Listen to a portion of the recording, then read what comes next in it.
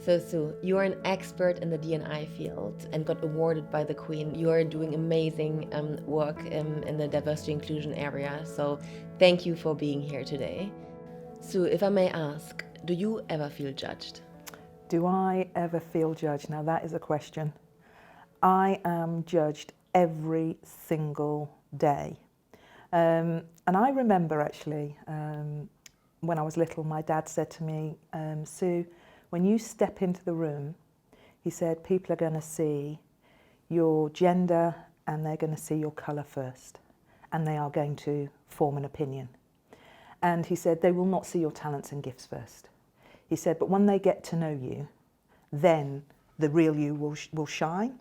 When I walk into a room, do I get judged? Yes, I get judged all of the time. Am I okay with that? Yes, because that's my norm. But there are some days when I am tired of it and I'm not okay with it. And allow me to give you an example.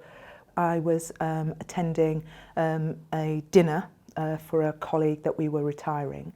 And I arrived at this private members club and, I rang the doorbell. And I heard the voice from, disembodied voice from the camera say, deliveries to the back. So I rang the bell again. The person obviously, attached to the voice came and opened the door, yanked open the door and said, did you not hear me? Deliveries to the back. And I went, yes, I did hear you, and I'm the guest of honour for the dinner tonight.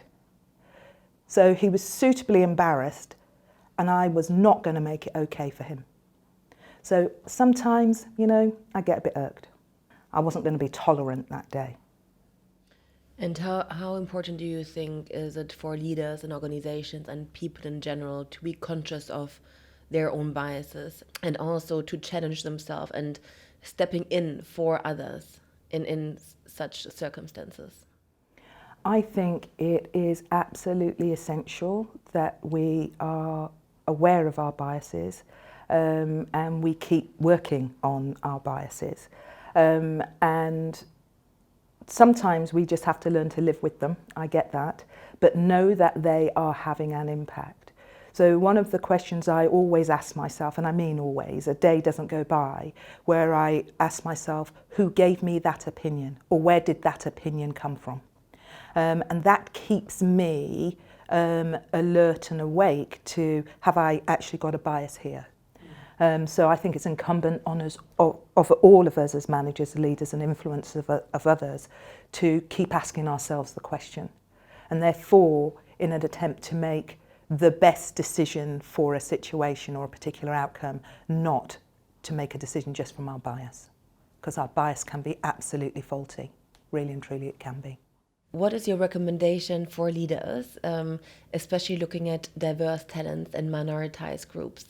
My advice, guidance, opinion, thought, for what it's worth, is if you do not have diversity within your team, then you need to look at yourself as a leader, because teams resonate around the leader. If we have a particular bias in our teams, so if it's predominantly female, for example, or if we have a predominantly male team, or it's all of a certain generation, then we need to be asking ourselves some questions. What is it that I am doing or I am saying that therefore has resulted in this particular team configuration? So I think it's about us taking a look at ourselves. Our teams are a mirror and a reflection of who we are as leaders. And how do you perceive the importance of challenging each other? Without challenge, we find that we stay in the status quo, or we're all being terribly polite and we walk away and change does not happen. So challenge is important. But what we need to be doing is challenging content as opposed to challenging the individual in a way that they feel that it's a personal attack. Because the moment it feels like a criticism or a personal attack, then what happens is we can't bring our whole self to the conversation. We're in a defensive mode. So we challenge content, and I think we can do that constructively through questions.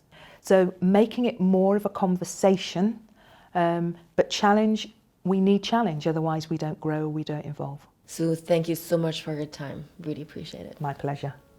Thank you. Sorry. Sorry.